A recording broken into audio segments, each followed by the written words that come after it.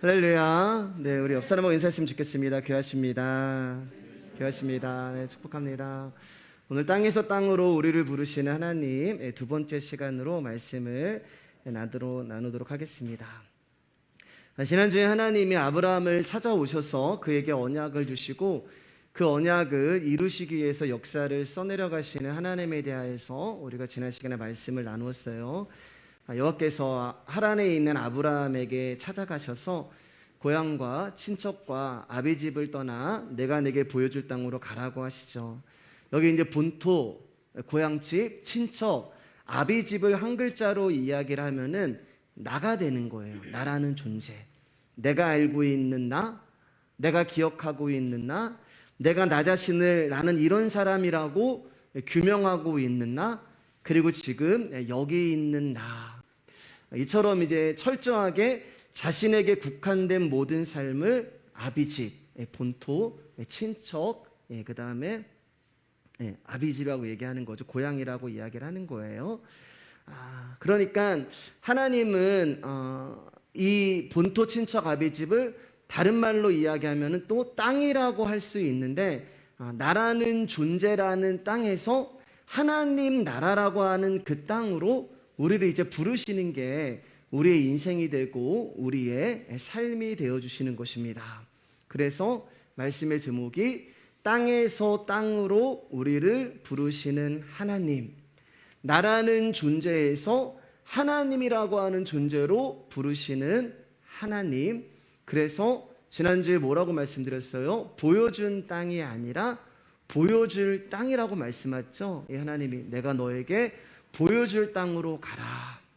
그러니까 우리는 하나님이 보여주신 만큼만 가는 거예요.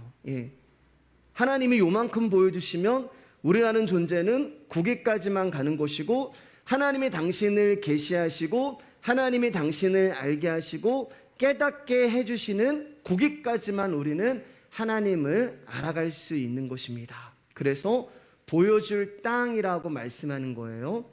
하나님은 나라는 땅 안으로 들어오신 것입니다. 죽어있는 나라는 바다에 한 알의 씨가, 하나님 나라가 들어오신 거예요. 그 한 알의 씨앗에는 새하늘과 새 땅이라고 하는 하나님 나라를 가지시고 말씀이라고 하는 존재가 나라는 땅 안으로, 그러니까 하나님 나라의 땅이 내 안으로 오신 것이 우리를 부르시는 거예요.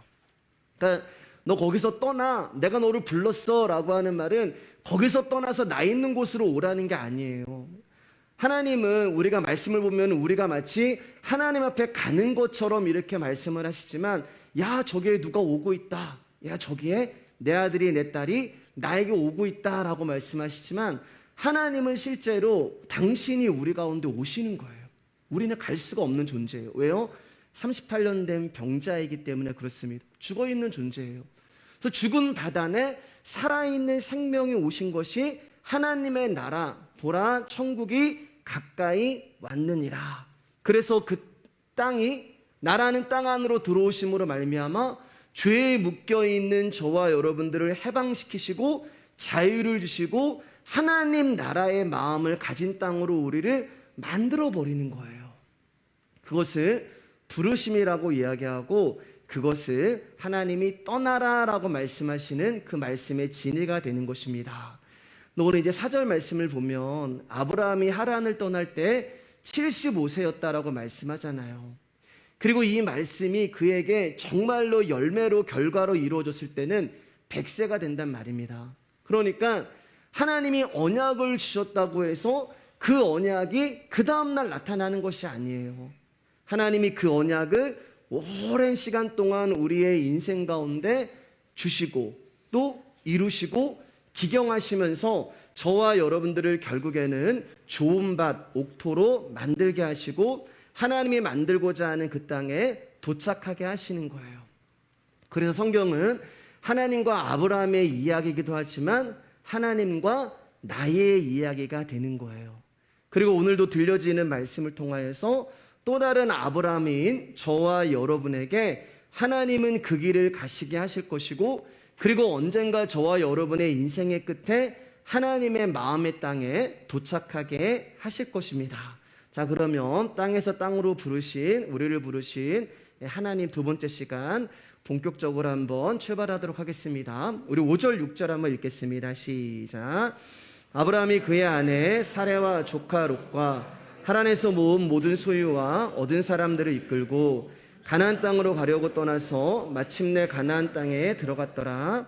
아브라함이 그 땅을 지나 세겜 땅 모래 상수리 나무에 이르니 그때 가나안 사람이 그 땅에 거주하였더라. 여러분, 우리는 이제 말씀을 보면은 그냥 성경 한 장에 굉장히 이렇게 간략간략하게 나와 있잖아요. 그러나 말씀은요, 어떻게 보면 이제 내비게이션이 되는 거예요. 우리가 어디를 갈 때 딱 내비게이션을 치면은 그 안에 쭉 이렇게 길이 연결되어 있는 거잖아요. 그러니까 성경이 한 장 안에 얼마 안 되는 내용이 있지만 그 내용 안에는 우리의 인생이라고 하는 그 지도와 약도가 들어가 있는 거예요. 여기 보면은 이제 4절에서 하란을 떠날 때 아브라함이 75세였다라 4절에서 그렇게 끝나는데 5절을 보니까 이제 가나안 땅으로 벌써 들어온 거예요.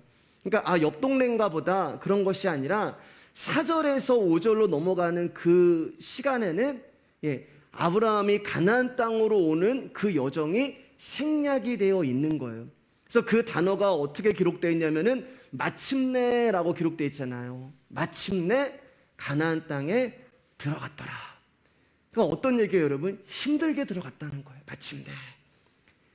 성경에 나와 있지 않지만 그 약속의 땅에 들어가기 위해서 너무 많은 고생과 힘듦과 피곤함이 있었다는 거예요. 자, 그렇게 우여곡절 끝에 마침내 가나안 땅에 들어갔어요. 하나님 편에서 보면은 이 마침내라고 하는 단어는 정말 우여곡절이 많고 어려움이 있었지만 결국에는 하나님이 아브라함을 이끌고 마침내 가나안 땅에 집어넣으신 것이 되고, 아브라함 입장에서는 정말 힘들고 어려운 우여곡절 끝에 마침내 가나안 땅에 입성을 하게 된 거예요. 그런데 문제가 있었어요. 그 문제가 뭐냐면 이 가나안 땅은 주인이 없는 땅이 아니라 이미 그곳에 자기가 이 땅의 주인임을 주장하는 사람들이 있었다는 거예요. 말씀을 보면 이제 아브라함이 그 가나안 땅에 딱 들어가자마자 도착한 곳이 세겜 땅이라고 얘기하잖아요. 그리고 거기 보면 이제 모래 상수리 나무에 이르렀다라고 이야기하는데, 이 모래 상수리 나무는 같은 나무가 아니라 모래라는 단어와 상수리 나무가 틀린 단어예요. 모래라고 하는 뜻은 무당이나 점쟁이라는 그런 뜻을 가지고 있고, 상수리 나무는 구약을 보면은 어떤 우상을 숭배하고 이방신을 섬길 때 문란한 종교 의식과 관련되어 종종 등장하는 나무가 상수리 나무가 되는 거예요. 그럼 이 모래 상수리 나무를 종합하면 어떤 의미가 되냐? 그 가나안 땅에 딱 들어갔는데 가나안 사람들이 이방신과 우상을 섬기고 무당을 세우고 상수리 나무 아래에서 계시를 받고 점을 보는 사람들로 가득 찬 땅이다라는 것을 말씀하고 있는 거예요. 약속의 땅에 들어갔는데, 가나안 땅이라고 해서 딱 들어갔는데 자기가 살았던 갈대아 우르와 조금도 틀린 땅이 아니라는 거예요. 우리 지난주에 말씀 나눴잖아요. 갈대아 우르에서 신이라고 하는 그런 달의 신을 섬겼고, 그 신의 아내 이름이 사레이라고 얘기했는데 아브라함의 와이프 이름이 사라이잖아요. 그럼 우상으로 가득한 그 고향을 떠나가지고 약속의 땅으로 왔는데 웬걸 이거는 나의 고향보다 더 큰 이방신과 우상과 여기에도 그 대신전이 있었단 말입니다. 이 갈대아 우르에. 그러니까 내가 살던 고향과 지금 약속의 땅에 들어왔는데 틀린 것이 하나도 없는 거예요. 그리고 한 가지 더 의문이 드는 것은 갈대아 우르에서 아브라함은 사실은 잘 먹고 잘 살았어요. 집도 있었어요. 고향과 본토가 친척들도 있었습니다. 거기서 정말 아무 걱정 없이 편안하게 잘 살고 있는 그를 하나님이 찾아오셔서 뭐라고 하세요? 내가 너에게 복을 줄 거니까 너는 여기를 떠나라 라고 말씀을 하잖아요. 그리고 그가 천신만고 끝에 도착한 곳이 가나안 땅인데 그 땅에 들어가니까 뭐예요? 자기 몸 하나 누일 수 있는 공간조차 없는 그런 땅이었어요. 순종해서 여기까지 왔는데, 하나님의 약속 하나 믿고 여기까지 왔는데, 그러면 하나님이 적어도 집도 주시고 차도 주시고 밭도 좀 갈아 놓으시고 논도 좀 갈아 놓으시고 다 모든 것을 만들어 놓으신 후에 너 여기까지 오느라고 수고했다. 너 내 말 믿고 여기까지 순종해서 오느라고 수고했다. 이게 너에게 주기로 한 나의 약속의 복이다라고 이 땅에서 잘 먹고 잘 살아라라고 하셔야 되는데 힘들고 어렵게 마침내 도착한 그 땅은 갈대아 우르와 하나도 다를 것이 없는 그 땅이었고 자기가 살 집도 없었고 거기에서는 오히려 그 가나안 사람들이 낯선 이방인인 자기들을 멸시하고 천대하고 냉대하게 되는 거예요. 그러니까 아브라함이 설 자리가 없는 거예요. 그래서 어떻게 돼요? 7절 9절 읽겠습니다. 시작. 여호와께서 아브라함에게 나타나 이르시되 내가 이 땅을 네 자손에게 주리라 하신지라. 자기에게 나타나신 여호와께 그가 그곳에서 제단을 쌓고 거기서 베델 동쪽 산으로 옮겨 장막을 치니 서쪽은 베델이요 동쪽은 아이라. 그가 그곳에서 여호와께 제단을 쌓고 여호와의 이름을 부르더니 점점 남방으로 옮겨갔더라.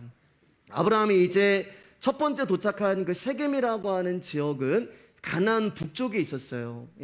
이 북쪽은 가나안 땅에서도 젖과 꿀이 흐르는 초지예요. 그런데 7절, 8절, 9절을 보면 아브라함이 계속 이제 이동을 해요. 이동을 하고 싶어서 이동을 하는 것이 아니라 쫓겨나는 거예요. 가는 곳마다 가나안 사람들이 쫓아내는 거예요. 그 낯선 이방인을 환영하지 않는 것입니다. 그러면서 점점이라는 말이 있잖아요. 점점 남방으로 옮겨갔더라.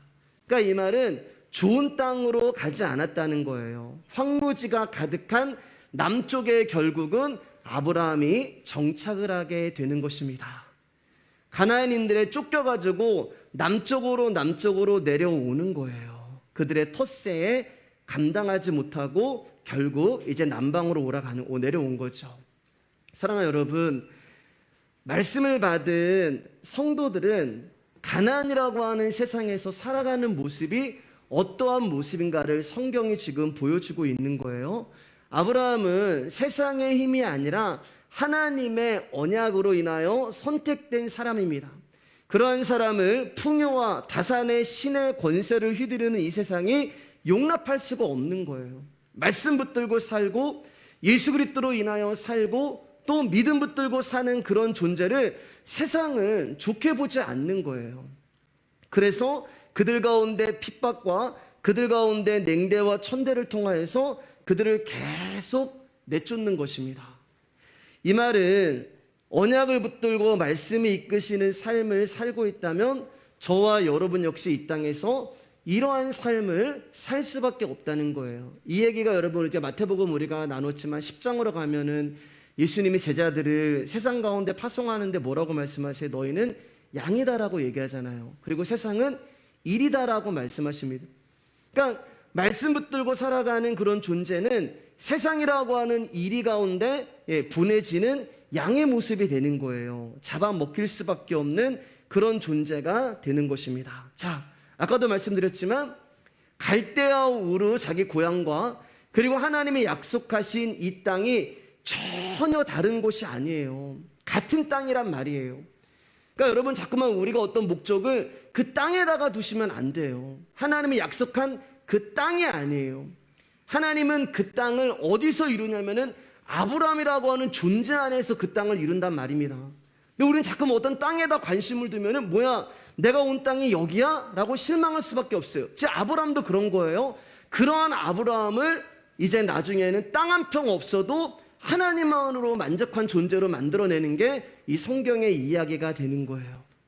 저와 여러분 역시 바벨탑을 쌓으며 살아가는 갈대아인이었고 우상과 이방인을 섬기며 풍요와 다산을 구했던 가나안인이 되는 거예요. 이런 우리를 하나님이 어느 날 찾아오셨어요. 그리고 불러주셨어요. 그리고 우리에게 믿음이라는 것을 주시고 그 믿음을 통하여 말씀이 들리는 은혜를 주시고 하나님의 영으로 말미암아 하나님 나라의 비밀을 알게 하셨어요. 그 전까지는 내가 갈대아에서 살았고 가나안 땅에서 살아가는 그런 똑같은 존재였단 말입니다. 그런데 그러한 우리를 하나님이 찾아오셔서 믿음을 주시고 하나님 나라의 비밀을 주신 거예요. 그러니까 그때부터 똑같은 땅을 살아가는데 뭐가 틀려지냐면은 내가 틀려지는 거예요. 땅이 변하지 않아요. 세상이 변하는 게 아니에요. 예, 믿음으로 거기서 살아가는 존재가 되는 거예요. 하나님이 나를 불러주시기 전까지는 나 역시 세상의 다스림을 받는 자와 이 세상을 살아가는데 전혀 이질감이 없었어요. 동질감을 느끼는 거예요. 그들이 하는 언어가 나의 언어고, 그들이 하는 생각이 나의 생각이고, 그들이 갖고 있는 가치관이 나의 가치관으로 살아가니었고, 그들의 목적과 꿈과 비전 역시 나의 꿈과 목적과 비전과 틀린 것이 없었는데, 어느 날 하나님이 오셔서 저와 여러분에게 아니다, 이 땅이 전부가 아니라 하나님 나라가 있다, 그러면서 그 하나님 나라를 우리 가운데 주신 예수 그리스도가 누구인지를 말씀을 통하여 알려주시는 거예요. 그때까지는 인생이라는 것이 허망한 건지도 몰랐고 이 세상이 그렇게 추악한 것인지도 몰랐는데, 왜요? 우리가 갈대아인이었고 가나안이었단 말이에요. 그런데 그런 우리를 하나님의 백성으로 만들어주니까 세상이 다르게 보이는 거예요. 어제까지 내가 똑같은 이 자리에서 똑같은 모습으로 살아가고 있었는데 말씀이라고 하는 그분이 내 안에 들어와서 하나님 나라를 내 안에서 이루니까 여러분, 이 세상이 다르게 보이는 거예요. 어떻게 해요? 세상과 나는 간 곳 없고 구속한 주만 보이도다. 말씀이 부어지고 예수님이 누구인지 알게 되니까 그때부터는 예수 그리스도의 영적인 인들만 보게 되고 찾게 되는 거예요. 십자가를 통하여서 나라는 존재를 보게 하시고 이 세상이 얼마나 죄가 많은 곳이며 이 세상에서 내가 추구했던 것들이 얼마나 헛된 것인가를 하나님이 깨닫게 하십니다. 그러니까 하나님은요, 이 가나안이라고 하는 세상 가운데 저와 여러분을 불러주신 이유는 다름을 보여주길 원하는 거예요. 다름. 똑같이 이 세상을 살아가지만 말씀 붙들고 살아가는 너희들의 삶에 다름을 보여주기를 원하시는 거예요. 전에는 더 가져야 했고 더 많이 누려야 했고 더 소유해야 하는 것이 나의 행복의 인생의 목적이었는데, 이제는 하나님 그것과 상관없이 말씀 하나 붙들고 살아가는 믿음의 삶이 무엇인지를 보여주기를 원하기 위하여서 저와 여러분들을 이 땅 가운데 허락하시는 거예요. 우리를 불러가서 하나님 나라를 그냥 데려가셔도 되는데 그렇게 하지 아니하시고 이 땅 가운데 허락하시는 것입니다. 그 삶이 뭐예요? 예배가 되는 거예요.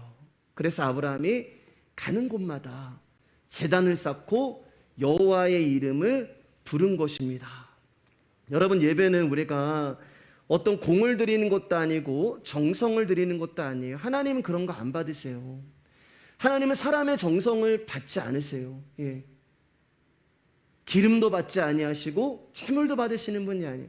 그럼 하나님 받으시는 게 뭐냐? 하나님이 저와 여러분들이 언젠가 예수 그리스도 앞에 섰을 때 하나님이 우리 가운데 원하시는 거 딱 하나 있어요. 내가 너에게 준 내 아들의 생명은 어디 있느냐? 하나님은 그거 받기 원하세요. 그리고 그걸 내놓으라고 얘기했어요. 그것을 이제 다른 말로 이야기하면은 그분을 향한 경배와 찬양이 되는 것입니다. 그러면 그분의 아들의 생명은 이 땅의 것이 아니란 말이에요. 우리가 아무리 이 땅에서 노력해도 그 아들의 생명을 우리가 소유할 수가 없어요. 그 아들의 생명은 하늘로부터 우리 가운데 주어져야 하는 거예요. 그분을 향한 경배와 그분을 향한 찬양은 하늘로부터 우리 가운데 주어지는 거예요. 그러면 적어도 저와 여러분이 지금 이 자리에서 말씀을 듣고 예배를 드린다는 말은 적어도 그분의 생명이 내 안에 있다는 말이잖아요. 그리고 그분의 생명을 내어드리는 것이 예배가 된다는 말입니다. 그 말은 하나님이 내 안에 오셨다는 거예요. 그러니까 하나님은 우리가 드릴 수 있는 것이 없기 때문에 당신이 우리 안에 오셔서 당신을 주심으로 말미암아 그분을 드릴 수 있는 존재로 만든 거예요. 그러니까 우리가 한 게 아무것도 없단 말입니다. 그걸 통해서 뭘 하나님이 우리 가운데 말씀하시는 거예요? 너가 누구를 위해 사는지 보여주라는 거예요. 세상의 힘을 인생의 전부로 살아가는 저와 여러분에게 찾아오셔서 믿음과 말씀을 주시고 이제는 네가 무엇을 붙들고 살아가는 존재인지 보여주라는 거예요. 전에는 세상에 돈이 목적이었고 명예가 목적이었고 권위가 목적이었는데 이제는 오직 주님의 말씀이신 당신만 믿으며 살기를 원합니다라는 것을 이 가나안 땅에 여러분의 삶을 통하여서 보여주라는 거예요. 여러분, 노아가 방주를 만들 때 사람들이 얼마나 조롱하고 얼마나 어리석고 바보 같다고 얘기했어요. 비도 오지 아니하는 그 날씨에 바다도 아닌 산에다가 방주를 만들다고 할 때 얼마나 그의 행위가 우습고 바보 같은 짓이에요. 아브라함이 어디로 가야 할지도 모르는데 어떤 신이 나타나서 나에게 떠나라고 할 때 그 고향을 떠나는 모습을 보면서 사람들이 얼마나 어리석다고 이야기를 했어요. 어디로 가는지도 모르는데 떠나? 너 여기 너의 터전 있고 모든 것이 다 있는데 어디로 떠나? 그런데 하나님은 그 사람 찾는 거예요. 어리석고 비움받고 조롱을 받지만 말씀 하나 붙들고 살아가는 노아와 아브라함을 통하여서 오늘도 당신의 이야기를 써내려 가시는 것입니다. 자, 10절 말씀입니다. 시작. 그 땅에 기근이 들었으므로 아브라함이 애굽에 거류하려고 그리로 내려갔으니 이는 그 땅에 기근이 심하였음이라. 아브라함이 이제 그 모래 상수리 나무에서 우상을 섬기고 점을 치는 그들을 보면서 마음 가운데 하나님, 저는 저들처럼 살지는 않겠습니다. 하나님, 저는 믿음 지키고 말씀 붙들고 나는 정말 예수 그리스도만 붙들고 살겠습니다 라는 다짐으로 예배를 드렸단 말이에요. 여호와의 이름을 불렀단 말이에요. 그러면 하나님이, 여러분 생각해 보세요. 아무도 예수 그리스도를 믿지 않는 그 땅에서 오히려 막 우상을 섬기고 이방을 섬기는 그 땅에서 하나님만 믿겠다고 하는 그 한 사람이 나타났을 때 복을 내려주셔야 되잖아요. 근데 하나님은 기근을 주세요. 9절에 하나님을 위하여서, 8절에서 제단을 쌓고 여호와의 이름을 부르고 나는 믿음으로 살겠습니다 라고 했단 말이에요. 근데 하나님이 아브라함의 그 기도를 들으시고 기근을 주는 거예요. 어느 땅이든 기근은 올 수 있죠. 여러분, 기근은 다 오잖아요. 그러나 적어도 하나님이 약속하신 그 땅에는 기근은 없어야 되는 거예요. 자, 기근이 오자 아브라함 마음이 어려워지기 시작합니다. 솔직히 고향을 떠나서 여기까지 왔어요. 여기까지 오는 길도 쉬운 길 아니었고 험하고 어려운 길이었지만 하나님의 약속 하나 붙들고 삶의 터전을 버리고 여기까지 왔는데 솔직히 하나님이 나에게 약속해 주신 거 하나도 이루어지지 않는 거예요. 약속의 땅에 들어왔지만 땅을 소유하지도 못했고 큰 민족은커녕 자식 하나 없는 상태였고 땅의 모든 족속이 나를 통하여 복을 받는다고 이야기했는데 웬걸 현실은 가는 곳마다 쫓겨나기 시작하고 거할 것도 없는 초라한 삶이 아브라함의 삶이었단 말입니다. 그래도 거기서 자기가 믿음 하나 붙들고 말씀 하나 붙들고 단을 쌓고 신앙을 지키면서 살아보려고 했는데 기근까지 온 거예요. 고난이 찾아온 거예요. 그러니까 아브라함 안에 지금까지 참고 있었던, 지금까지 꾹꾹 누르고 있었던 하나님을 향한 감정이, 그 속마음이 표출이 되는 거예요. 우리가 지금 이제 욥기 말씀을 읽고 있잖아요, 여러분. 예. 하나님이 왜 욥에게 그런 고난을 허락하시는가? 욥이 어떠한 존재인지를 드러나게 하시기 위해 그러는 거예요. 예. 나중에 되면 욥이 폭발해요. 아브라함은 똑같이 하나님 어떻게 나한테 이러실 수가 있습니까? 하나님, 내가 무엇을 잘못했습니까? 그때 하나님이 이제 욥에게 나타나서 나에게 말씀 좀 해보세요 라고 했을 때 하나님이 침묵하시다가 그때 욥이 참고 있었던 자신의 감정을 빵 터뜨리면서 나라는 존재가 하나님 앞에 이럴 수밖에 없는 존재라는 것이 드러났을 때 그때 하나님이 욥에게 나타나시잖아요. 아브라함도 마찬가지예요. 하나님을 향한 섭섭함, 하나님을 향한 원망, 억울한 마음이 드러나고 있는 거예요. 그리고 그 마음의 결과가 어떻게 나와요? 예배를 안 드려요.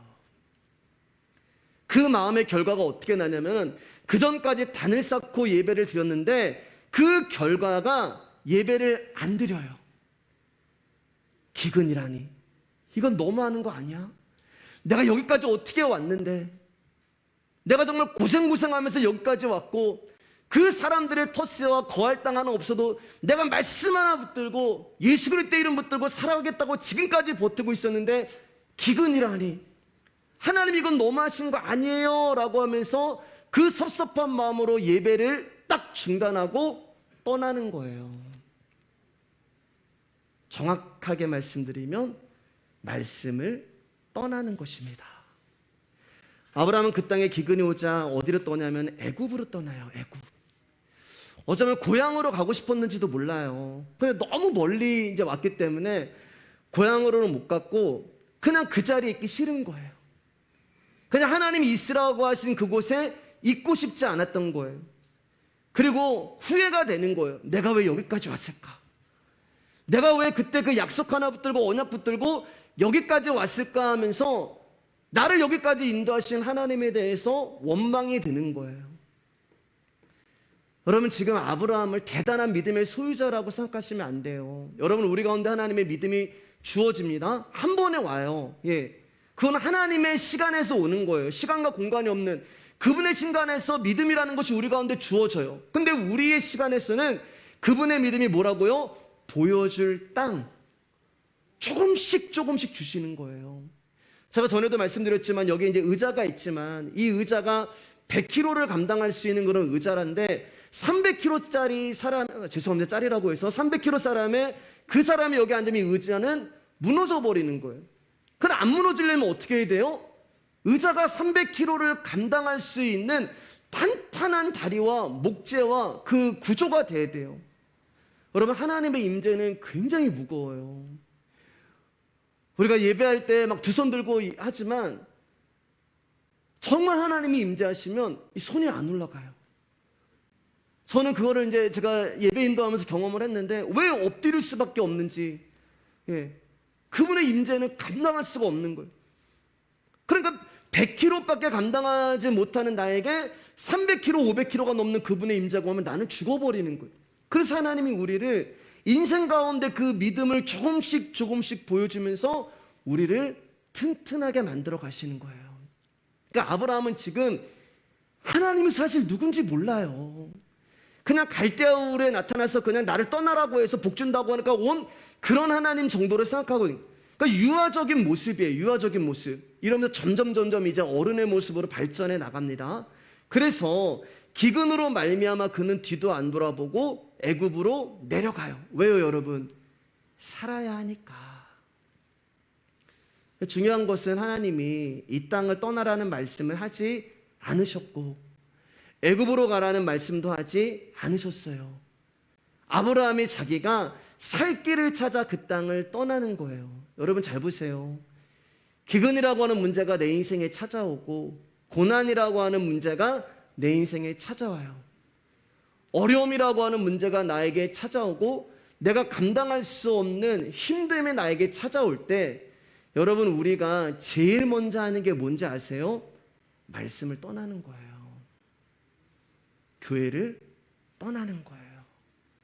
하나님 앞에 예배하기 싫은 거예요. 그래서 우리는 시험이라고 이야기를 합니다. 그 아브라함이 왜 애굽으로 떠났을까? 애굽이라는 것은 세상을 말한단 말입니다. 자신이 살 수 있는 길은, 자신의 문제를 해결할 수 있는 곳은, 자신의 기근에서 벗어나게 할 수 있는 것은 말씀도 아니고 하나님도 아니고 애굽이었기 때문에 그래요. 진짜 아브라함이 믿음의 사람이었다면 그 땅에 심한 기근이 있다고 해도 하나님이 하실 언약과 약속 하나 붙들고 거기서 하나님을 바라보며 기다렸을 거예요. 근데 아브라함은 하나님에 묻지도 않고 그 땅을 떠납니다. 그 가나안 땅은 하나님이 약속하신 땅이기 때문에 어쩌면 아브라함 입장에서는 상상도 못했을 거예요. 기근이 있겠어?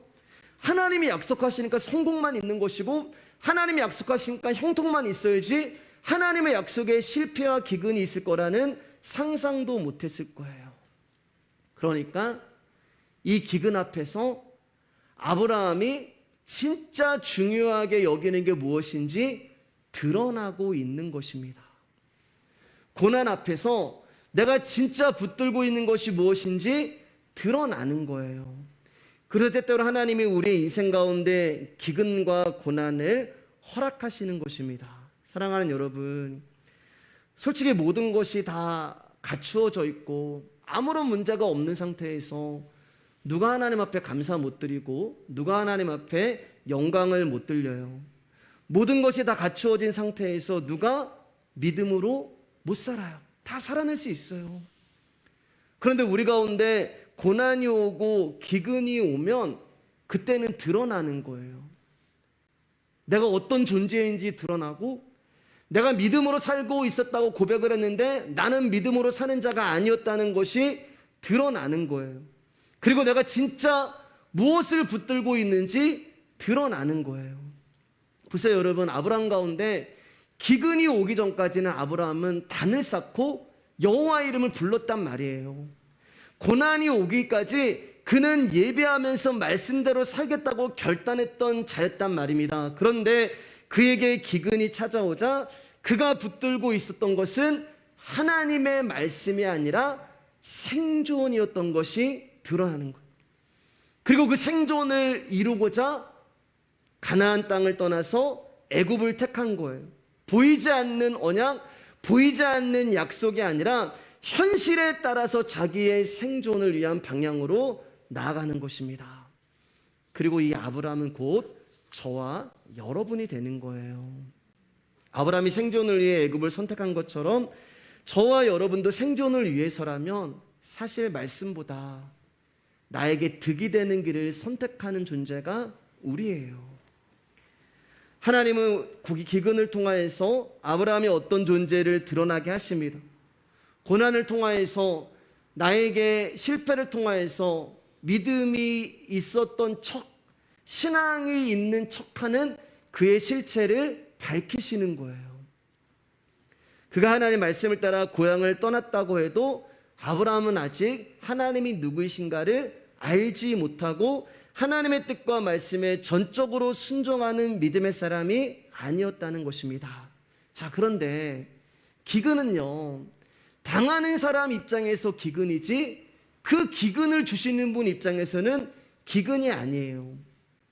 그러니까 같은 기근인데 어떤 자에게는 그게 기근으로 오지만 어떤 분에게는, 어떤 자에게는 그게 기근이 아니란 말입니다. 그러면 왜 같은 것을 당할 때 기근이라고 생각하냐? 저와 여러분들이 상상하는 하나님의 복이 있단 말이에요. 내가 신앙생활하면서 기대하는 복이 있고 내가 그리는 어떤 것이 있단 말입니다. 우리 교회를 향한 어떤 그림이 있고 또 내 인생을 향한 어떤 그림이 있단 말이에요. 그것을 우리는 하나님 앞에 구하고 기도하는데 나에게 주어지는 그 복, 내가 생각했던 게 복이었단 말이에요. 근데 그 복이 나에게 다르게 임하고 틀리게 임하게 되면 그때부터는 그거는 복이 아니에요. 그러니까 철저하게 기근이냐 복이냐고 하는 것은 나의 문제가 되는 거예요. 이거 내가 생각했던 거 아닌데? 이거 내가 원했던 거 아닌데? 이거 내가 꿈꿨던 거 아닌데? 이거는 아니야. 저거는 아니야. 그러다 보니까 그것이 나에게 기근이 되는 거예요. 하나님의 문제가 아니라 나의 문제가 되는 것입니다. 그러면 잘 들어보세요 여러분. 누군가는 지금 잘못된 복을 구하고 있다는 거잖아요. 하나님이 우리 가운데 주시는 것은 재앙이 아니요 생명이라고 얘기했는데 나는 하나님이 나에게 주시는 것이 지금 재앙으로 느껴진단 말이에요. 그럼 하나님은 우리 가운데 재앙이 아니라 생명을 주신다고 하는데 내가 그 생명을 재앙으로 느끼고 있다면 지금 누군가는 잘못됐다는 이야기를 하고 있는 거잖아요. 하나님이 문제가 아니시죠. 그래서 하나님은 우리의 환도뼈를 치시고, 그래서 하나님이 우리의 허리를 꺾으시고 철저하게 박살을 내시는 것입니다. 야, 복이라는 것은 너가 원하는 것이 이루어지는 것이 아니라 내가 원하는 것이 너에게 이루어지는 것이 복이다. 그것을 알게 하시려고 하나님 우리 가운데 기근을 주시는 거예요. 여러분, 환한 대명천지에 후레쉬 빛이 뭐가 소용이 있어요? 그냥 이게 거추장스럽고 짐만 되는 거예요. 그러나 빛 하나 없는 흑암의 길을 걸어갈 때 내 손에 하나 있는 성냥개비 한 개비는 여러분 진짜 나의 생명을 살리는 빛이 되는 것입니다. 그러니까 하나님은 기근을 통하여서 나라는 존재를 보게 하시는 거예요. 흑암이고 혼돈이고 공허라는 것을 알게 하시는 거예요.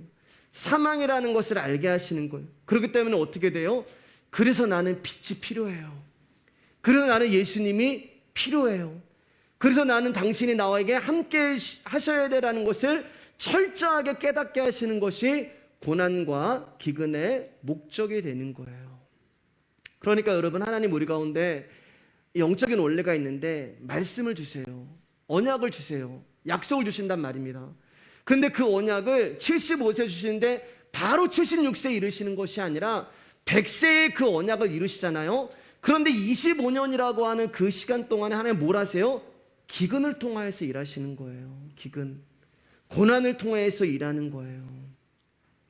그래야만 그가 진심으로 하나님만을 찾고 의지하기 때문에 그렇습니다. 제 딸이 이제 기숙사에서 생활을 하고 있거든요. 예.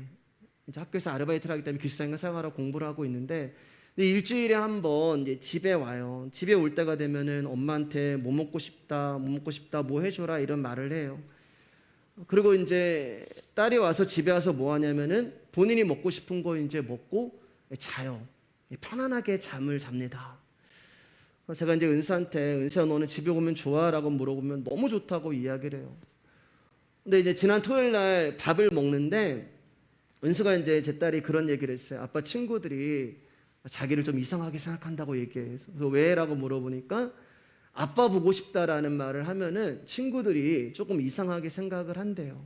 엄마 보고 싶다는 말은 이해가 되는데 아빠 보고 싶다는 말에 대해서는 조금 의아하게 생각한다고 합니다. 그런데 여러분 당연한 거 아니에요, 여러분? 예, 제가 좋은 아빠라는 얘기하는 게 아니라 하나님에 대해서 말씀드리는 거예요. 여러분 우리가 친정집에 가는 이유가 돈이 많아서 가는 게 아니잖아요. 거기 아버지가 어떤 능력이 있어서 가는 게 아니잖아요. 근데 고향집에 가는 거, 우리 아버지 집에 가는 것은 거기에 엄마 아빠가 있어서잖아요. 그거 말고 무슨 이유가 있어요. 거기서 뭐 팬티바람 하나 입고 그냥 누워도 뭐라고 할 사람 없고 그냥 차려주는 밥 먹고 그냥 잠을 자도 뭐라고 할 사람들이 없잖아요. 그게 전부잖아요. 우리가 하나님 아버지라고 하는 존재가 여러분 하나님 입장에서 내 자녀들이 나한테 오는데 내가 재산이 많아서 내가 능력이 많아서 내가 너희들 가운데 무언가를 해줄 수 있어서 그거 보고 자식들이 온다면 하나님 아버지 입장에서 얼마나 여러분 서글프시겠어요. 나를 사랑하는 것이 아니라 하나님을 사랑하는 것이 아니라 하나님의 어떠한 것을 구하기 때문에 이 자리에 와 계시다면 여러분 하나님이 얼마나 마음이 아프시겠어요. 그래서 하나님이 당신이 사랑하는 자녀들 가운데 기근을 주시는 것입니다. 하나님 아버지만으로 행복할 수 있도록 진짜 자식들을 만들어내기 위해서. 예. 수요일에 말씀드린 것처럼 우리는 마귀가 우리 아버지였잖아요. 그 마귀적인 속성을 다 빼내기 위해서 그리고 너는 진짜 내 아들이고 내 딸이야 라는 것을 만들기 위해서 기근이라는 것으로 우리 안에 하나님의 다른 것들을 다 태워버리시고 말려버리시는 거예요. 자, 우리 11절 13절 말씀입니다. 시작. 그가 애굽에 가까이 이르렀을 때 그의 아내 사레에게 말하되 내가 알기에 그대는 아리따운 여인이라 애굽 사람이 그대를 볼 때 이르기를 이는 그의 아내라 하여 나는 죽이고 그대는 살리리니 원하건대 그대는 나의 누이라 하라. 그러면 내가 그대로 말미암아 안전하고 내 목숨이 그대로 말미암아 보존되리라 하니라. 생존을 위한 애굽행은 당연한 거죠. 예. 그리고 저와 여러분도 이 상황이 되었으면 똑같이 아브람처럼 결정하고 행동했을 거예요. 그러니까 우리가 이제 이 말씀을 들으면서 어쩔 수 없는 거 아닌가? 아니 살기 위해서는 당연히 애굽으로 가야 되는 거 아닌가? 그렇게 우리가 생각이 돼요. 왜냐하면 뭐라고요? 성경은 하나님과 나의 이야기 때문에 그래요. 그러니까 아브라함은 곧 나라는 존재예요. 그 말은 우리가 믿음이 없는 존재라는 것입니다. 그런데 그런 존재임에도 불구하고 저와 여러분이 이 자리에서 지금 말씀을 듣고 있다는 것은 어떤 결과가 되는 거예요? 나는 믿음이 없고 나도 아브라함이면 그랬을 거야. 그런데 우리가 지금 여기서 그분의 말씀을 듣고 있는다는 것은 하나님이 일하시고 계신다는 증거가 되는 것입니다. 애굽으로 가는 아브라함은 애굽이 가까워지자 걱정이 하나 있었어요. 왜냐하면 당시 고대 사이에서는 힘 있는 자가 다른 집 처자를 얼마든지 마음에 들면 그 힘을 통하여서 가져올 수 있었기 때문에 그렇습니다. 아내를 삼을 수가 있었어요.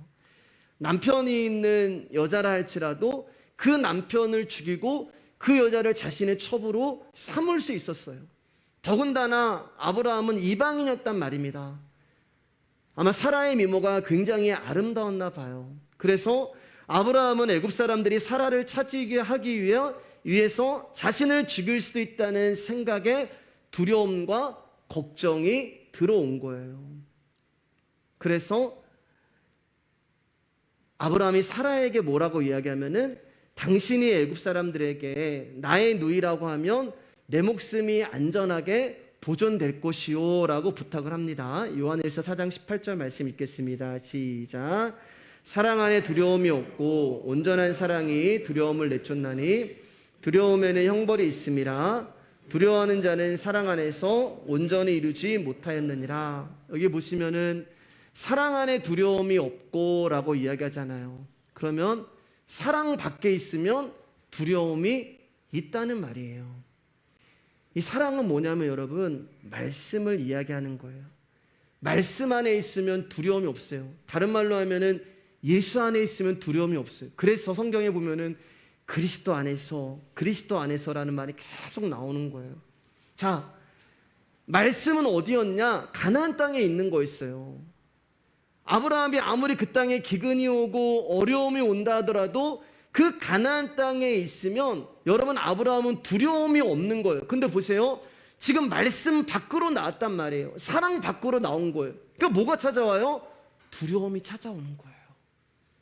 기근이 오고 고난이 있지만 그 가나안 땅에 있을 때는 두려움이 없었는데 말씀 밖으로 나오니까 염려와 근심이 그를 찾아오고 두려움과 걱정이 그를 찾아와요. 그러니까 어떤 일이 일어나요?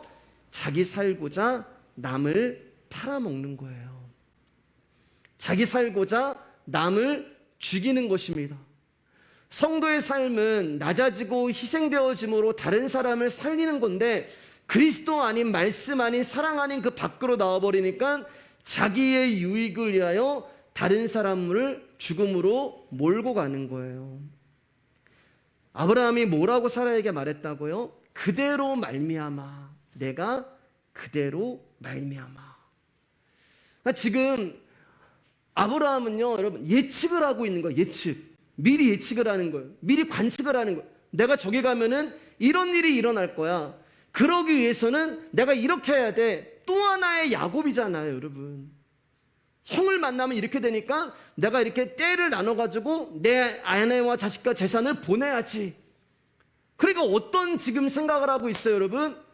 애굽에는 하나님이 나와 함께하지 않을 거야라는 것을 생각하지 못하는 거예요. 애굽에는 나와 하나님이 함께하지 않을 거야. 그런 생각을 갖고 있는 거예요. 가나안 땅에서는 하나님의 말씀은 거기는 하나님이 계신데 애굽은 하나님이 안 계셔. 가나안 땅에는 하나님 나를 도와주시는데 애굽에는 하나님이 나와 함께하지 않으셔. 그러니까 미리 예측이 되고 관측이 되는 거예요. 그런데 여러분 아까도 말씀드렸지만 분명한 것은 약속의 땅을 나온 사람은 아브라함이지 말씀이 아니에요. 그리고 하나님이 약속하신 그 땅은 가나안 땅도 아니고 애굽 땅도 아니고 갈대아 우르 땅도 아니고 아브라함이라고 하는 땅이에요. 그러면 하나님은 아브라함이 어디를 가든지 그와 함께 하시는 것입니다. 근데 아브라함은 그것을 눈에 보이는 땅으로 생각하고 있는 거예요. 하나님은 아브라함을 부르신 거지 땅을 부르신 게 아니에요. 그리고 그에게 내가 너로 큰 민족을 이루고 내 이름을 창대하게 할 것이고 너에게 복을 줄 거라고 하는 그 약속을 이루시는 거예요. 우리는 하나님 앞에서 작은 자이지만 세상 앞에서는 큰 자가 되는 것입니다. 그대로 말미암아도 아니에요. 환경으로도 아니에요. 세상으로도 아니고 나로 말미암아 하나님이 일을 하시는 거예요. 언제 우리가 세상에서 큰 자가 될 수가 있어요? 그분 앞에 작아지고 작아지면 여러분, 우리는 세상에서 큰 자가 되고 높은 자가 되는 것입니다.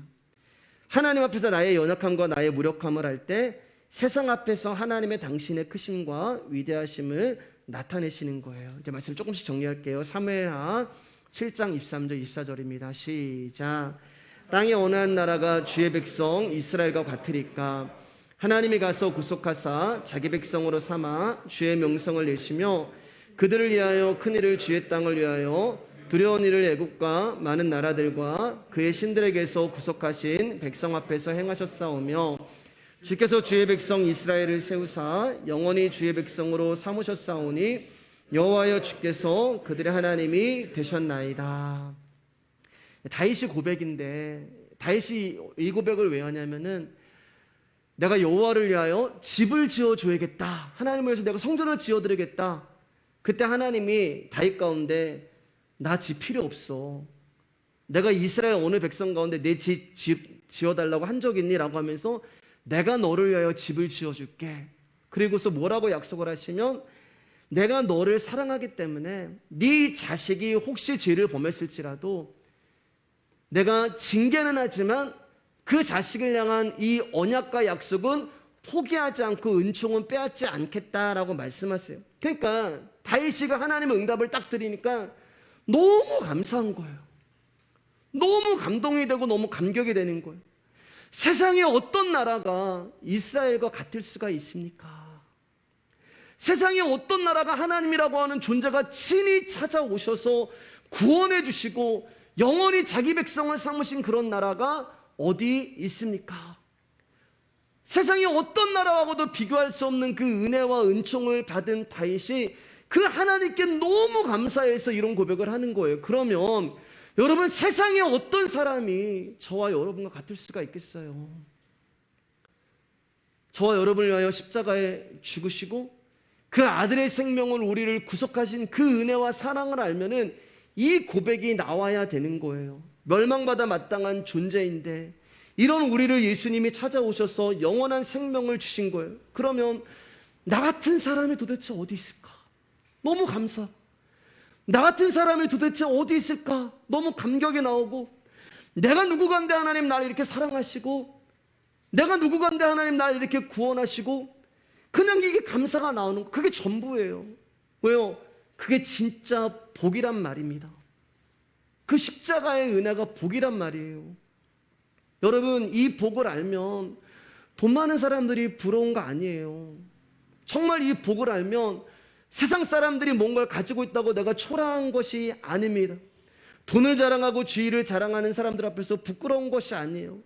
여러분, 내가 성도인데 세상에 돈 많은 사람, 가지고 있는 사람들을 부러워하고 그 앞에서 부끄러워한다면은 그건 진짜 하나님을 욕되게 하는 거예요. 그분의 사랑을 우리가 외면하는 것입니다. 지금 아브라함의 모습이 하나님의 은혜를, 십자가의 은혜를 바닥에 떨어뜨리고 있는 거예요. 말로는 유일신이라고 얘기하고 참된 신이라고 이야기하는데 그 세상이 알지 못하는 그들 가운데 유일신 참된 신을 섬기는 자로 당당하게 서 있지 못하는 것입니다. 성도는 돈으로 살아가는 이 세상 앞에서 자신이 부끄럽게 여겨지는 것이 아니라 돈이 전부인 줄 알고 살아가는 인생이 초라하게 보여져야 하는 것이 성도의 시선이 되는 거예요. 계시록 13장 17절, 우리 14장 1절 우리 읽으면서 이제 말씀 맞춰 나가겠습니다. 같이 읽을까요? 시작. 누구든지 이 표를 가진 자 외에는 매매를 못하게 하니 이 표는 곧 짐승의 이름이나 그 이름의 수라. 지혜가 여기 있으니 총명한 자는 그 짐승의 수를 세어보라. 그것은 사람의 수니 그의 수는 666이니라. 또 내가 보니 보라, 어린 양이 시온산에 섰고 그와 함께 14만 4천이 서 있는데 그들의 이마에는 어린 양의 이름과 그 아버지의 이름을 쓴 것이 있더라. 어떤 사람은 표를 받아서 살아가는 사람이 있고 어떤 사람은 어린 양의 이름이 이마에 쓰여져서 살아가는 사람이 있어요. 여러분, 이마라는 것은 머리를 말하는데 우리 의식을 말하는 거예요. 의식. 의식에도 두 가지가 있어요. 영적인 의식이 있고 육적인 인본적인 의식 가운데 살아가는 사람이 있습니다. 이마에 숫자가 있느냐, 이마에 이름이 있느냐, 그것을 통하여서 그 사람이 어떤 의식으로 살아가고 있는지가 드러나는 거예요. 내가 그리스도의 의식으로 살아가는가, 어린 양의 이름, 내 이마에 짐승의 숫자, 내가 세상의 의식으로 살아가느냐. 여러분 잘 들으세요. 근데 우리의 이마에요, 우리의 의식 가운데 예수님, 하나님, 그 이름이 여기 쓰여 있다는 것은 어떤 증거가 되는 거예요? 그분이 나와 함께 한다는 얘기잖아요. 내 이마에 그분의 이름이 써 있어요. 나라는 존재인데 그분의 이름이 여기 써 있다는 것은 나라는 존재 안에 그분이 들어와서 나와 하나가 되어 나와 함께 한다는 증거가 되잖아요. 그러나 영적인 의식을 살아가는 사람은 그분의 이름이 나와 함께하고 있는 것입니다. 그리고 그분의 이름을 항상 부를 수가 있는 거예요. 그리고 그분과 함께 동행할 수가 있는 거예요. 우리 창세기 하나 더 볼게요. 4장 14절 15절입니다. 시작. 주께서 오늘 이 지면에서 나를 쫓아내시온 즉 내가 주의 낯을 배웁지 못하리니 내게 땅에서 피하여 유래하는 자가 될지라 물은 나를 만나는 자마다 나를 죽이겠나이다. 여호와께서 그에게 이르시되 그렇지 아니하다. 가인을 죽이는 자는 벌을 7배나 받으리라 하시고 가인에게 표를 주사 그를 만나는 모든 사람에게 죽임을 면하게 하시니라. 아벨을 죽이고 이제 그 사실로 인하여서 사람들이 자기를 죽일까 두려워했던 가인이 하나님 앞에 기도를 해요. 간구를 해요. 하나님, 나 좀 살려주세요. 하나님, 나 좀 지켜주세요. 근데 잘 들으세요, 여러분. 하나님이 가인의 기도를 응답하세요. 예, 가인은 하나님이 선택한 백성이 아니에요. 하갈의 기도도 응답하세요. 기도 응답받는 게 중요한 게 아니에요. 내가 기도 응답받는데 그게 가인의 기도가 될 수도 있고 하갈의 응답이 될 수도 있어요. 중요한 것은 내가 누구냐가 중요한 거예요. 내가 이삭이냐 이스마엘이냐, 내가 가인이냐 아벨이냐, 내가 사라이냐 하갈이냐. 나의 기도가 응답받는 것이 중요한 것이 아니라 내가 누구인가가 중요해요. 자, 그런데 하나님이 가인 가운데 기도 응답을 주시면서 표를 그한테 주시죠. 표적을 주십니다. 그리고 사람들이 이 표적을 봄으로 가인을 죽이지 않아요. 어디에다 표를 줬는지 창세기에 나와 있지 않지만 계시록 말씀을 추론해서 보면은 그의 이마에 주신 거예요. 사람들이 가인의 그 이마에 있는 표적을 볼 때마다 그를 죽이지 않아요. 그러면 뭐라 그랬어요? 의식이라고 얘기했잖아요. 의식. 가인은 지금 표적을 가지고 살아가는 거예요. 그러면 가인이 의지하는 게 뭐겠어요, 여러분? 그에게 그 표를 주신 하나님을 의지하겠어요? 아니면 그 표만 의지하겠어요? 자신의 안정과 자신의 안녕과 자신의 행복을 하나님께 두겠어요? 아니면 자신에게 있는 그 표적에게 두겠어요? 표적이죠. 하나님은 없어요. 표적만 있으면 돼요. 표적만 없으면 나는 죽는 거예요. 다른 말로 표적이 없으면 살 수 없어요. 다른 말로 하나님 없어도 살 수 있지만 표적이 없으면 살 수 없는 거예요. 나를 살려주시는 것은 표적이지 하나님이 아니에요. 여러분, 왜 하나님이 가인의 기도를 응답하시고 그에게 표적을 주신지 아세요?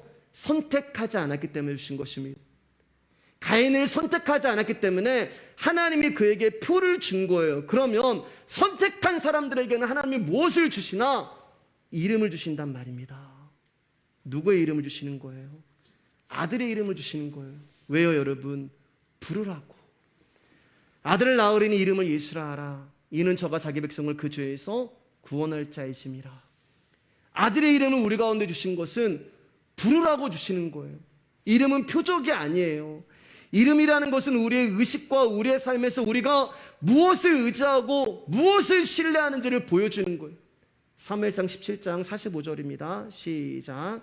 다윗이 블레셋 사람에게 이르되 너는 칼과 창과 단창으로 내게 나오거니와 나는 만군의 여호와의 이름 곧 내가 모욕하는 이스라엘 군대의 하나님의 이름으로 내게 나아가노라. 주님이 우리 가운데 당신의 이름을 주셨습니다. 부르라고 주신 거예요. 그렇기 때문에 저와 여러분은 어떠한 상황에서도 그 이름을 부를 수가 있어요. 왜? 표가 아니 이름이 이마에 있기 때문에 그래요. 칼도 없고 단창도 없고 창도 없어요. 세상의 힘이 나에겐 없어요. 그러나 우리 가운데 주신 것이 있는데 만군의 여호와의 이름이에요. 그분의 이름은 나와 함께 동행합니다.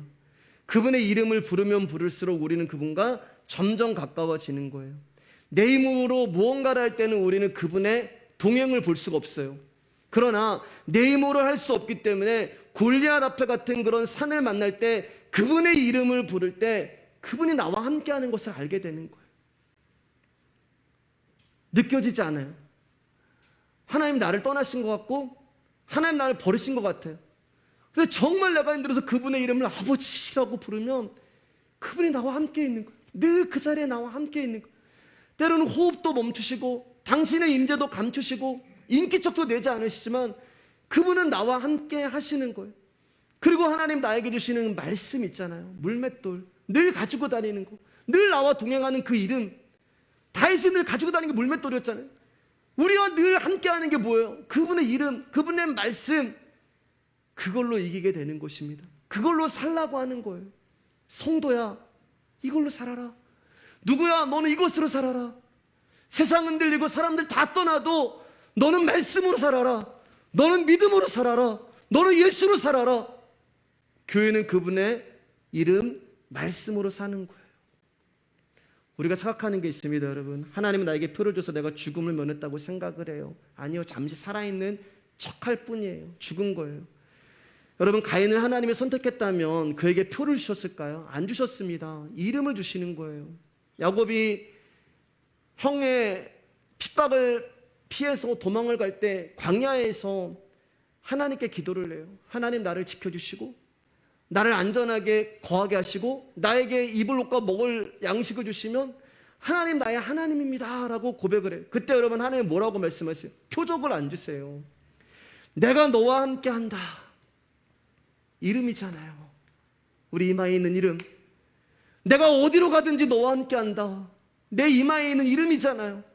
내가 너에게 허락한 것을 다 이룰 때까지 너를 절대 떠나지 않고 너와 함께 한다. 가인의 후손은 필요가 없어요. 그래서 그들 가운데는 짐승의 숫자인 666이 들어가는 거예요. 여러분, 짐승의 숫자 그 베레칩 이런 얘기가 아니에요. 짐승의 수는 뭐냐? 하나님 이름 외에 내가 의지하는 모든 것들을 짐승의 수라고 얘기하는. 그래서 그걸 기근으로 다 태워버리시는, 그걸 다 고난으로 다 말려버리시는 거예요. 사랑하시기 때문에. 하나님 외에 나의 안전과 안녕을 책임질 수 있는 모든 것을 말하는 거예요. 사랑하는 여러분, 우리에게 하나님 이름에 더 안전한 것은 없습니다. 그분의 이름만 있으면 안전한 거예요. 우리는 뭘 확보해서 살아가는 자들이 아니에요. 뭔가가 준비되어 있어서 살아가는 자들이 아니에요. 비록 무화과 나무가 무성하지 못하고 포도 열매가 없고 감람나무에 수출이 없고 밭에 먹을 것이 없고 우리의 양이 없고 외양간에 소가 없을지라도 그분의 이름으로 기뻐하고 즐거워하는 자들이 성도가 되는 거예요. 하나님 우리 가운데 더 이상 주실 게 없어요. 뭘 더 주셔야 돼요? 우리는 너무 많은 것을 받았는데 또 주세요라고 해요. 우리는 너무 많은 것을 받았는데 그 우리 가운데 주신 것을 알지 못해요. 은혜를 아시기를 주님의 이름으로 축복합니다. 아브람처럼 하나님의 이름을 먹되게 하는 것이 아니라 그분의 은혜로 살아가는 성도들이 되기를 주님의 이름으로 축복합니다. 오늘 이제 못다한 그 말씀은 다음 주에 이어서 하도록 하겠습니다.